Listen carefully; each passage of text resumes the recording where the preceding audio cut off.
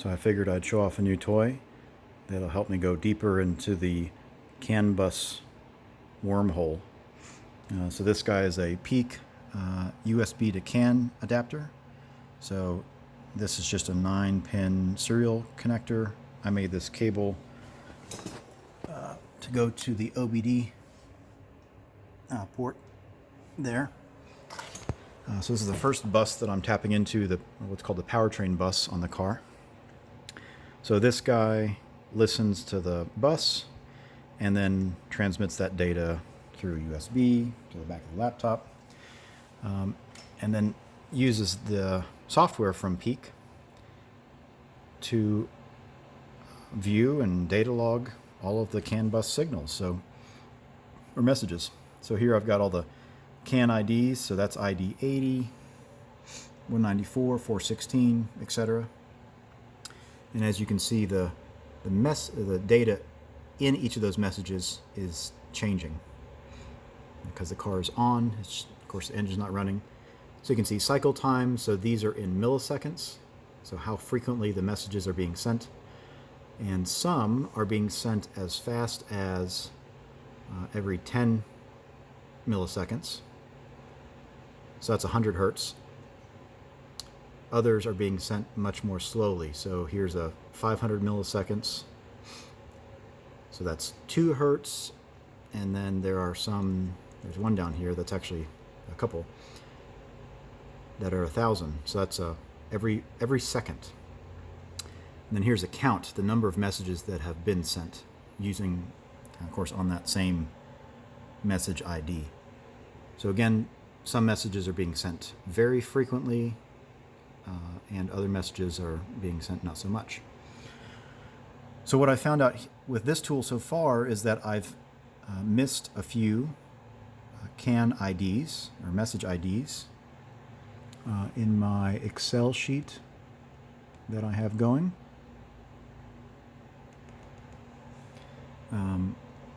Here are all the message IDs that I recorded using the race capture.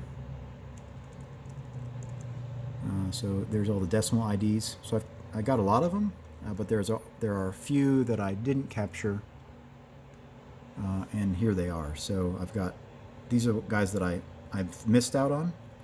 So now I get to log the data from those IDs and see if I can't correlate that to any particular bit of data that I'm interested in. So the few that I'm missing out on currently, I'd like to have the signal from the MAF sensor, so mass airflow.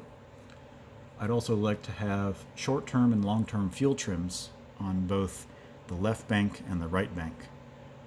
Not sure that those are available inherently on the bus. I may still have to request those if I want them, but it would be great if I just have overlooked some of these IDs in my investigation so far.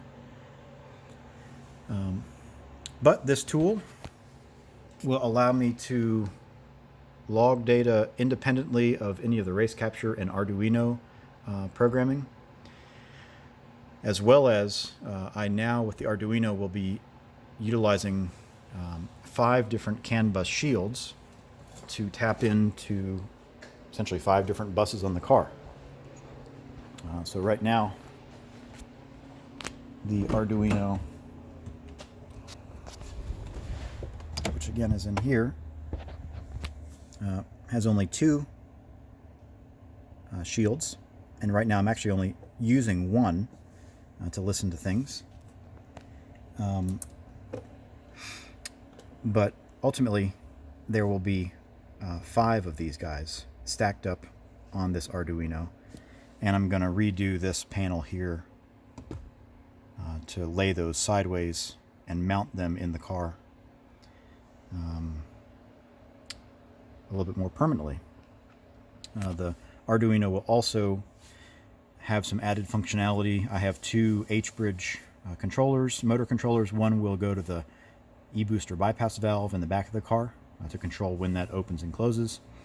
The second H-bridge controller, the plan there is to replace the Snow Performance water meth controller and integrate all of that water meth injection control into the Arduino. So that's some plans there. And then, of course, Arduino will also be doing closed-loop boost control, so it'll be activating a little boost solenoid, much like any of the aftermarket boost controllers out there, and hopefully in a closed-loop fashion to hit the target boost pressures that I want, to get the torque curve that I want. So lots of details, some development work ongoing on the Arduino, and some sniffing of the CAN buses to make sure that I'm familiar with the messages that are being sent inherently or already natively on the bus, as well as any of the messaging that I'm going to be adding to any of the buses, making sure that that's being sent in the correct fashion, in the correct frequency, and we'll go from there. So, super nerd.